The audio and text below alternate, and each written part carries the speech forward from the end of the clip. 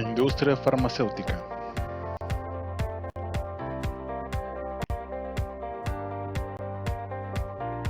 En la exposición del día de hoy abordaremos los siguientes temas. ¿Cuáles son las empresas más importantes? ¿Por qué se les considera un monopolio? ¿Qué son las patentes? Pros y contras de las patentes. Como antecedente, la industria farmacéutica es el sector industrial que se dedica a la investigación, desarrollo, manufactura y venta de productos para la prevención o tratamiento de enfermedades.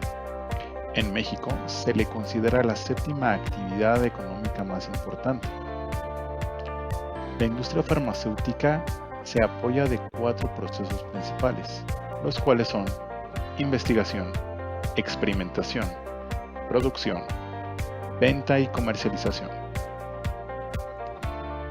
Desde el momento en que se comienza la fase de investigación y de desarrollo de alguna sustancia química o fármaco hasta que se pone en manos del público, pueden llegar a pasar de 15 a 20 años.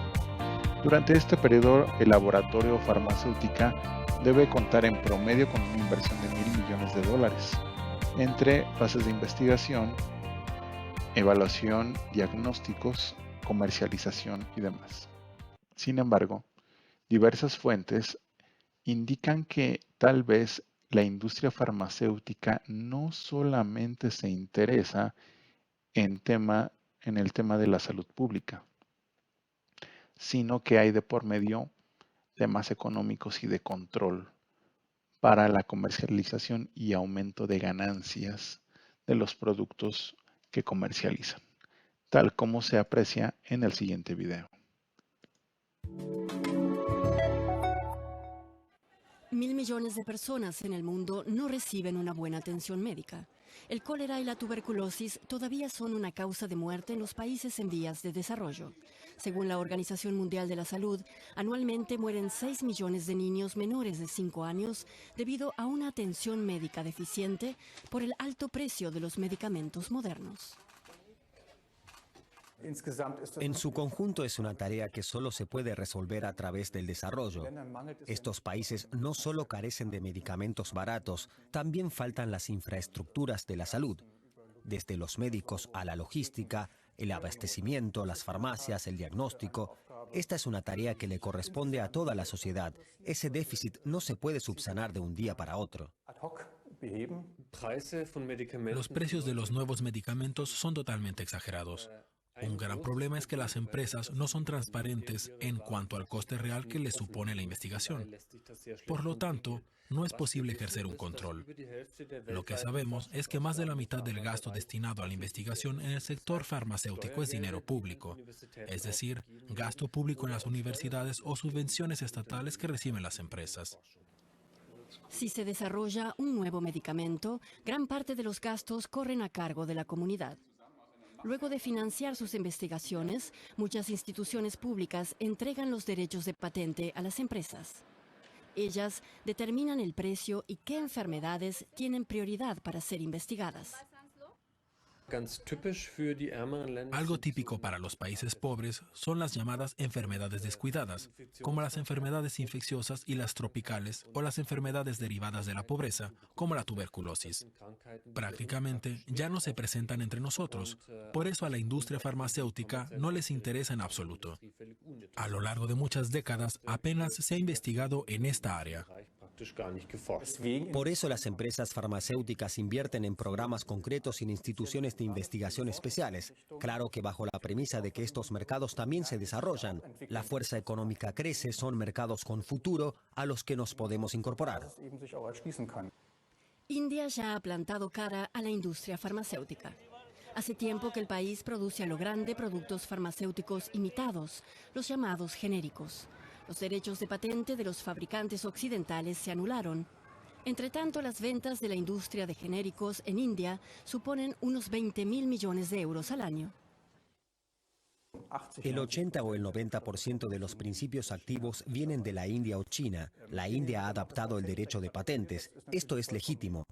Pero si se quiere reclamar en otros países, hay que respetarlo en el propio. Mientras haya monopolio, los precios serán por lo general demasiado altos. Necesitamos otro modelo de investigación. Y con estos otros modelos no sería ningún problema que un medicamento se produzca como genérico en todo el mundo y no solo como un producto exclusivo y caro.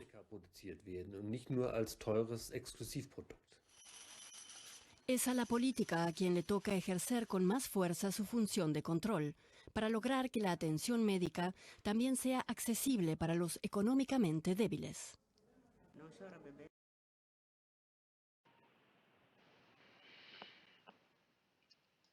En el panorama nacional, la industria farmacéutica al cierre de 2021, de acuerdo a un reporte de KPMG de Industria de la Innovación en México, reportó los siguientes números en cuanto a aplicación de dosis, estudios clínicos en marcha, vacunas aprobadas y ventas y vacunas en fases de evaluación clínica y fase preclínica.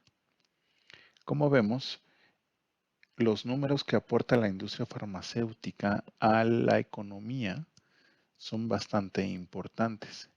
De ahí que haya representantes de cada una de las farmacéuticas internacionales dentro del país y que algunas sean más importantes que otras.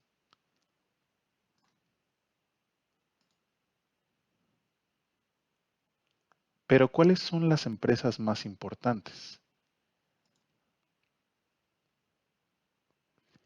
De acuerdo a un ranking de Fortune 500, que es el estudio más importante a nivel internacional, en el sector farmacéutico vemos las siguientes empresas: Johnson & Johnson, Novartis, Bayer, Merck, Sanofi, Bristol Myers, por mencionar algunos otros. Se consideran empresas importantes de acuerdo a los ingresos en millones de dólares que tienen por año.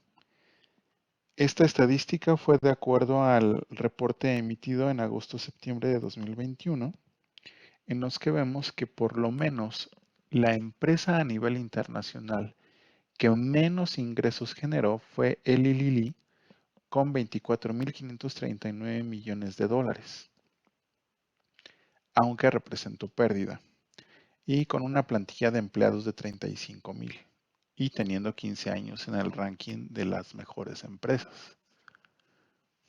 Por su parte, a nivel nacional, de acuerdo al estudio de 1.000 empresas más importantes de México, que emite Mundo Ejecutivo cada año, vemos que el ranking cambia un poco, encabezado por Bayer, seguido por Sanofi y Genomalab, y indicando cuáles son las empresas de talla internacional que están actualmente residiendo en México, junto con sus ingresos en millones de dólares y representando sus porcentajes de ganancias.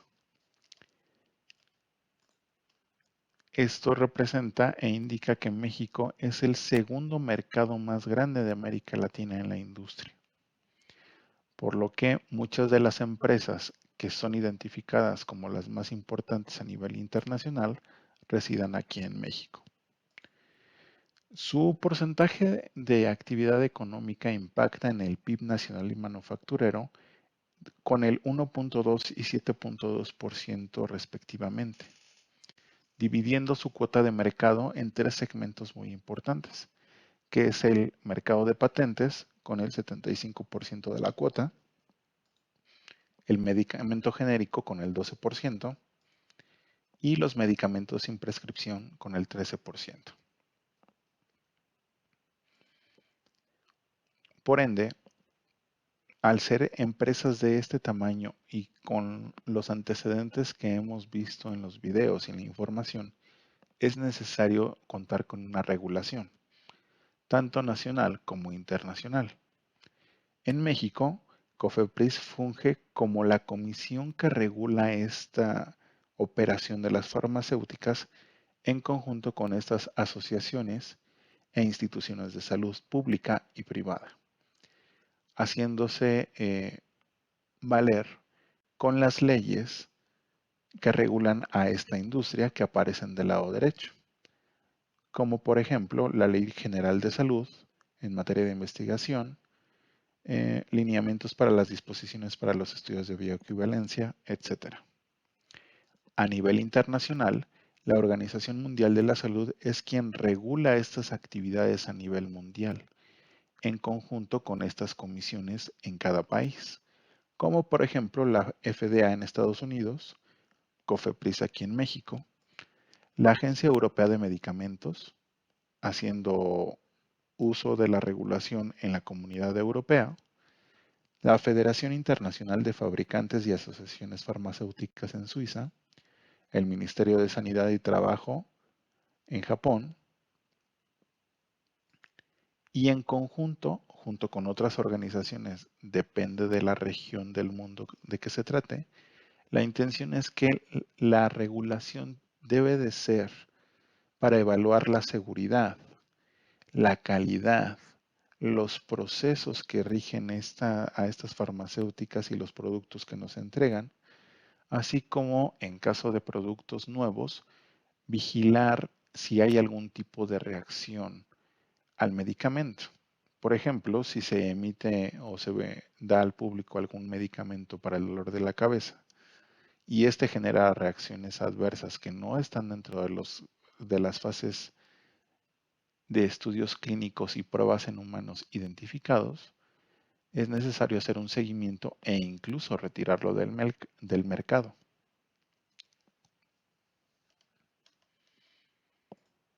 Algunas de las empresas del Fortune 500 y de las 1000 empresas identificadas por Mundo Ejecutivo que están instaladas en el país son Merck, Boehringer Ingelheim, Schering-Plough, Bayer, Leomont, Sanfer, Laboratorios Armstrong, Laboratorios Hormona. Sin embargo, al ser empresas importantes, puede que se identifiquen algún tipo de prácticas que identifiquen algún riesgo, tanto para la comercialización, producción y acceso del público a esos medicamentos. De ahí que puedan considerarse monopolios. Pero ¿por qué se les considera un monopolio? Para empezar, un monopolio rige un mercado. ¿Pero qué es un mercado? El mercado es donde nosotros vendemos, compramos, ofrecemos y recibimos servicios. Tanto de oferentes, en este caso los laboratorios, como de demandantes que somos nosotros los usuarios finales. Los tipos de mercado de acuerdo a las condiciones pueden ser las que aparecen en la lista y, siendo el caso de las farmacéuticas, se les considera un monopolio cuando una sola empresa vende un producto o servicio determinado a todos los consumidores que lo demandan. ¿Pero qué ocasiona este monopolio?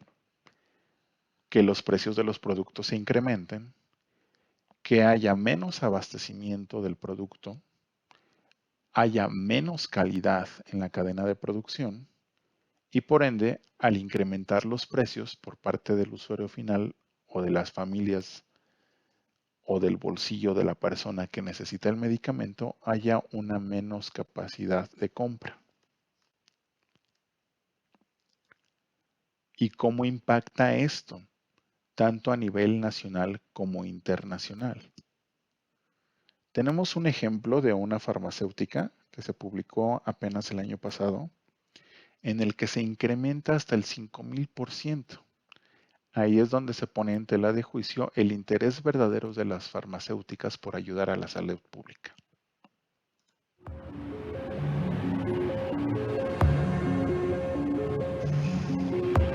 Las farmacéuticas están aumentando los precios de los medicamentos. Martin Shkreli, exgerente de Turing Pharmaceuticals, es responsable de un aumento de precios de un 5000%. ¿Bajará los precios? No. El comportamiento de Martin Shkreli ilustra el colapso de un sistema. La industria farmacéutica solo tiene como objetivo lucrarse. Rica y poderosa como nunca antes, la industria farmacéutica cuenta con redes influyentes. Determina la política sanitaria de nuestros gobiernos. El poder de la industria farmacéutica es comparable al de un Estado. Es tan rica y poderosa que su grupo de presión tiene influencia en nuestro Congreso y en nuestra Agencia de Seguridad de Medicamentos. La industria farmacéutica se beneficia más que nunca de la financiación pública. Al mismo tiempo, introduce en el mercado los medicamentos más caros. Las innovaciones importantes son inimaginables sin la colaboración de la industria farmacéutica.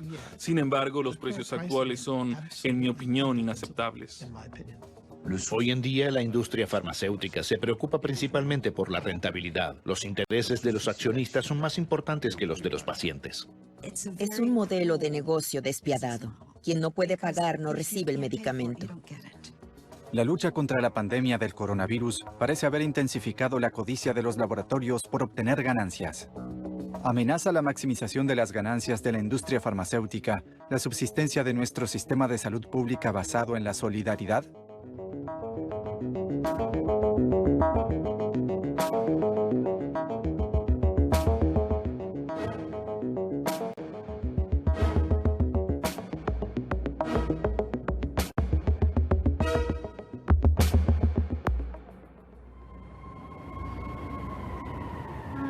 Daraprim está en la lista de los medicamentos esenciales de la Organización Mundial de la Salud. Se utiliza para tratar la malaria o la toxoplasmosis en pacientes con VIH.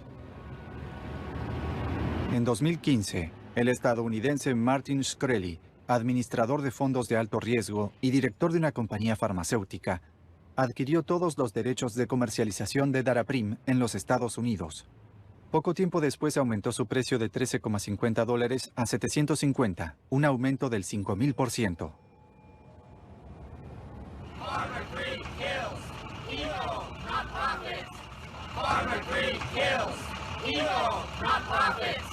A Shkreli no parecen importarle las protestas. Haciendo uso de la prensa financiera, intenta justificar el escándalo. Now please welcome to the stage Martin Shkreli, founder and CEO Turing Pharmaceuticals. All right, Martin, well. Gracias por su presencia. Es un gusto. Por favor. Si pudiera volver el tiempo algunos meses atrás, ¿haría las cosas de otra forma? Si pudiera hacer eso, probablemente subiría el precio aún más. ¿Por qué? En el sector sanitario hay una demanda constante. Así que podría haber obtenido aún más ganancias con un precio más alto. Y ese es mi objetivo final. Nadie lo dice ni se enorgullece de ello, pero vivimos en un sistema capitalista que tiene sus reglas. Y mis inversores quieren que obtenga el máximo en ganancias. No quieren el 50 o el 70%, quieren el 100. El aumento de precios es inmoral, pero legal. Sin embargo, Martin Shkreli tiene que testificar ante una comisión del Congreso que investiga la subida descontrolada de precios en Estados Unidos. ¿Qué le diría a esa mujer soltera, embarazada y sin ingresos, que quizás sea seropositiva y necesite Daraprim para sobrevivir? ¿Qué debería hacer? ¿Qué le diría usted?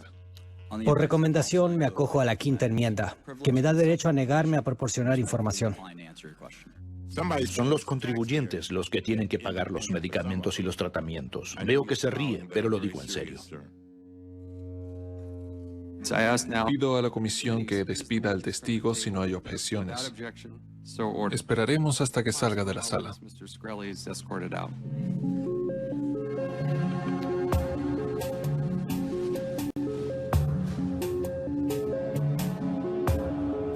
Su negocio y su sonrisa burlona hicieron de Martin Shkreli el hombre más odiado de los Estados Unidos. Poco después de la audiencia, fue arrestado por el FBI, bajo sospecha de fraude y manipulación de fondos de inversión. Shkreli fue declarado culpable y condenado a 7 años de prisión.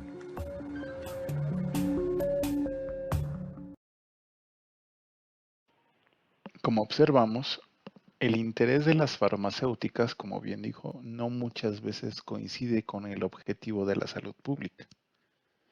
Así como hubo este caso en Estados Unidos, en el mercado nacional, hace unos años, para ser exactos, en 2016, la COFESE identificó malas prácticas de 5 laboratorios durante alrededor de 8 años.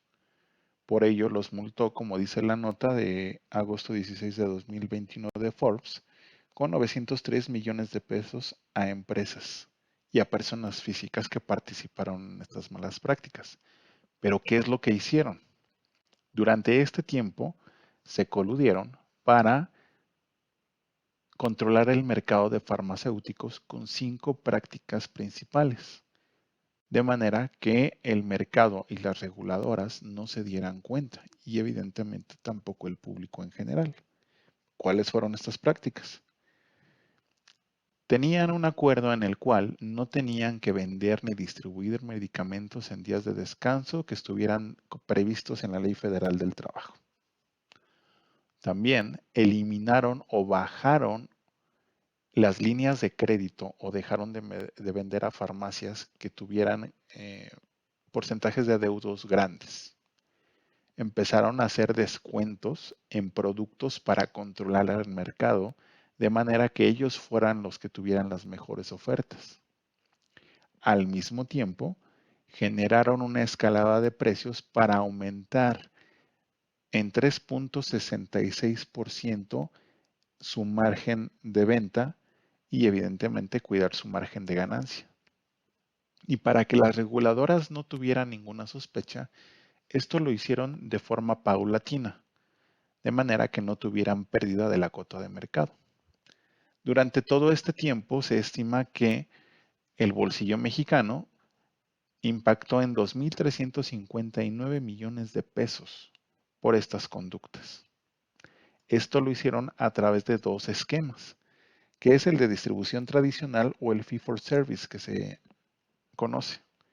¿Cuáles son las diferencias? En el normal, el laboratorio le vende al distribuidor con un precio de ganancia, el distribuidor al minorista conservando su margen de ganancia y el minorista nos lo vende a nosotros para conservar un margen de ganancia. Estos son precios variables. En el fee for service, el laboratorio desde que saca el producto establece la cuota de mercado y es el que lo da en cadena a los distribuidores, las farmacias y por ende a nosotros. De ahí que se dice que la industria mexicana está considerada dentro de los 3 eslabones de la cadena de producción, distribución y venta al público. Pero, ¿qué es lo que nos llega entonces? ¿Cuál es la cuota de mercado? De ahí sale el tema de las patentes. ¿Qué son las patentes? Las patentes son un derecho exclusivo para el dueño o titular de la fórmula, de la sustancia o el fármaco que se busca comercializar. La patente le da un derecho de explotación de ese recurso industrial durante cierto tiempo.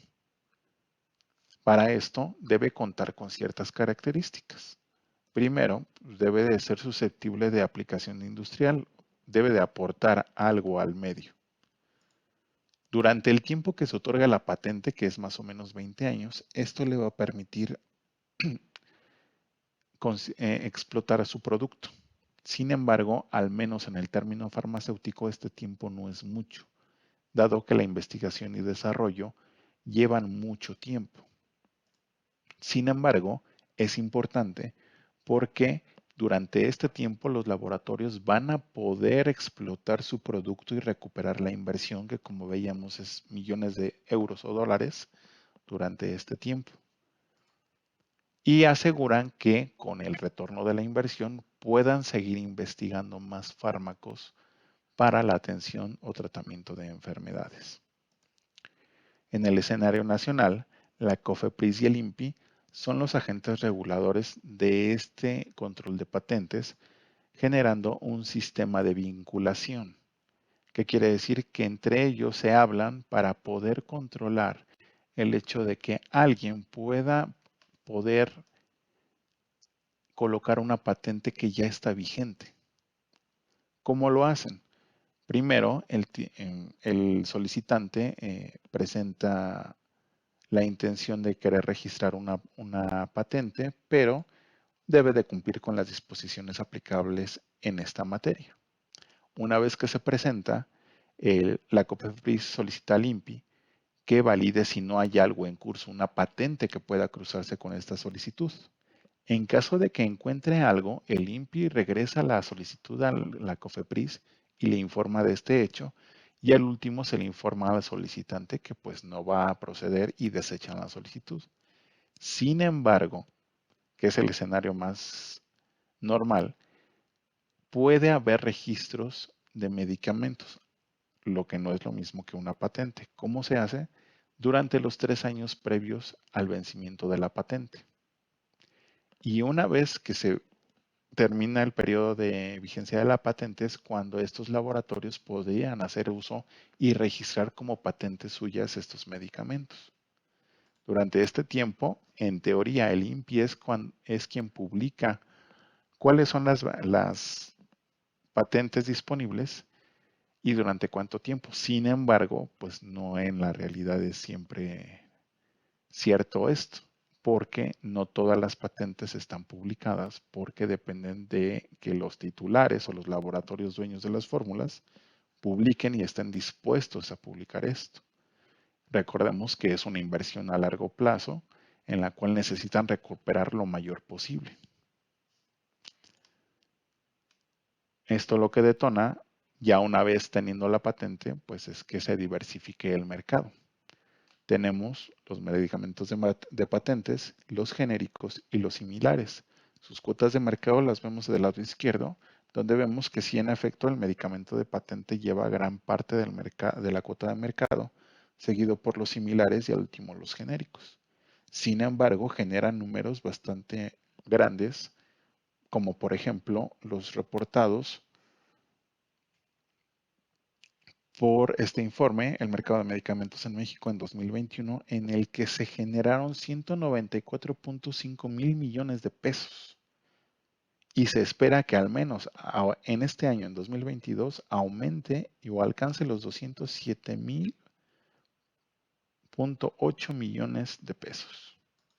Esto representa casi el 70% de participación en la industria. Con este número de unidades, y representando sí un aumento en el gasto para nosotros como familias y consumidores del 40%. Sin embargo, con todo y esto, las farmacéuticas y laboratorios saben que muchas veces la cuota no va a ser cubierta y sin embargo hay un mercado del que casi nadie habla, pero sin embargo existe, que es el tráfico de medicamentos. Como vemos, la expectativa, como comenta Marcos Pascual, director comercial de la Asociación Nacional de Farmacias de México, se calcula que el tráfico se puede haber incrementado hasta un 20% más. Pero ¿dónde pasa? Pasa a nivel internacional y pasa aquí en la Ciudad de México, como lo muestra el siguiente reportaje del 13 de octubre de 2020 del noticiero Despierta. En algunos tianguis de la Ciudad de México es posible encontrar medicamento robado al sector salud, a farmacias y laboratorios, o que fue regalado por estar a punto de caducar. Esta es una ampicilina, ¿no? Ofrecen a la venta suplementos, antiinflamatorios, una amplia gama de antibióticos y antidepresivos. Aquí, las recetas médicas son innecesarias. Este cuesta ¿a 1,605? Ese lo estamos dando aquí en 450. ¿Pero este no necesita prescripción médica? Sí, también esa es solamente por receta. Bueno, aquí pues, te la vendemos así. Este es el Tianguis del Salado en la alcaldía Iztapalapa. En este lugar hay puestos que venden otros artículos y medicamentos. Pero también hay otros, como el de esta mujer, que tiene varias cajas con todo tipo de medicamentos. En el Salado, el equipo de Despierta compró claritromicina, un antibiótico usado para infecciones respiratorias. El medicamento tiene caducidad de noviembre de este año. Para conocer su origen, se llamó al laboratorio, donde un representante explicó que una parte de ese lote fue regalado a los distribuidores por estar próxima a su caducidad. ese lote nosotros hace como 5 o 6 meses atrás lo terminamos regalando porque ya tenía, en aquel entonces tenía 7 meses de caducidad. Y a nosotros como laboratorio 7 meses, digo para que sea una idea. Si yo le mando un producto, si usted tiene una farmacia y yo le mando un producto de 7 o 8 meses a usted con esa caducidad, usted ya no me lo recibe. En otro tianguis, en el de Las Torres, también en la alcaldía Iztapalapa, se compraron 2 medicamentos. Ambos especifican en su caja que son del sector salud, es decir, no se pueden comercializar. Uno es eritromicina, un antibiótico, y el otro, clonazepam, que es un medicamento controlado usado como sedante para atender la ansiedad y trastornos convulsivos. Las personas que compran medicamentos en estos tianguis dicen tener confianza en el producto. ¿Sí son buenos, señora? ¿Sí son buenos? ¿Qué? ¿Los medicamentos? Sí, yo antes le compraba a mi niño la clonazepam. Pero especialistas consideran que la gente acude a estos sitios por no tener recetas médicas. Como nos piden una receta, entonces la gente se le hace muy fácil ir a comprarlos sin receta por la facilidad, la rapidez y el costo. Y la mayoría de esos pues son alterados. Pero no solo en tianguis es posible adquirir medicamentos controlados y sin receta. En internet hay páginas como esta, donde se oferta anastrozol, un medicamento usado como tratamiento contra el cáncer y que en farmacias está agotado. Esta marca en particular no se produce desde hace 2 años. La COFEPRIS destaca que existe la posibilidad de que entre el 50 y el 90% de los medicamentos que se compran en internet sean irregulares. La compra en la vía pública, además de que no cuenta con eficacia probada, puede poner en riesgo la vida de quien consume el medicamento. En conclusión, ¿qué beneficios y qué contras tienen las patentes? Como beneficio permiten al laboratorio poder decidir cómo es utilizado su medicamento. En caso de que haya un tercero interesado en explotar ese conocimiento industrial o investigación, puede hacer un acuerdo para obtener una prima a cambio de la explotación de este producto o patente. Otro de los beneficios es que realmente impulsan la inversión y el crecimiento económico y atraen mucho la inversión extranjera, como ya vimos de los laboratorios internacionales que tienen sede en México. Y aparte, permiten recuperar lo invertido en investigación y desarrollo, ya que los tiempos por los que pasan los laboratorios son realmente muy grandes. Dentro de los contras, pues vemos que el proceso de las patentes puede ser algo largo y complejo. El término de las patentes únicamente son a nivel nacional o en el país donde se explotaron, por lo que el laboratorio farmacéutico, en caso de que quiera comercializar o exportar su producto, tendría que hacer las mismas gestiones que hizo en el país y por ende pues cruzarse con algún tipo de proceso alterno, con una marca, una fórmula similar, etc. Se requieren sumas enormes de dinero para hacer investigación y desarrollo y como vimos, de todos los productos que pueden analizarse, entrar en fases de estudio y clínicas hasta los que realmente obtienen la patente, pues son muy contados. Hay muchas investigaciones, muy pocos medicamentos, fármacos o sustancias realmente salen al público. Y pues dado el precio de la patente, por el tema de la investigación y desarrollo, esto genera pues un mercado en el cual los genéricos y similares tienen una representación importante, dado que están a la caza de que vendan o puedan comercializar algo que está a punto de caducar en cuanto a patente o que se dé, como vimos en esta última nota, el tráfico de medicamentos. Bueno, pues esa fue la exposición. Esperamos que les haya sido de su interés y les agradecemos por su tiempo. Muchas gracias.